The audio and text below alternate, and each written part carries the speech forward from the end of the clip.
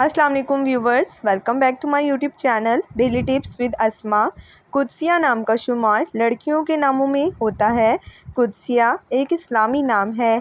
कुदसिया नाम की इब्तदाई तारीख अरबी ज़बान से निकलती है। कुदसिया नाम की लड़कियों के लिए खुशकिस्मत नंबर 8 माना जाता है। कुदसिया नाम का शुमार इंटरनेट पर सबसे ज़्यादा सर्च होने वाले नामों में से होता है। कुदसिया नाम की लड़कियों में बहुत सी खूबियाँ पाई जाती हैं। कुदसिया नाम की लड़कियाँ बहुत तेज़ होती हैं। कुदसिया नाम की लड़कियों में ज़्यादातर हुनरमंद लड़कियाँ भी पाई जाती हैं।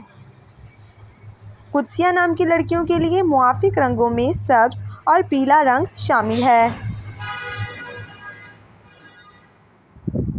कुदसिया नाम की लड़कियों के लिए खुशकिस्मत दिनों में बुध और जुमे का दिन शामिल है।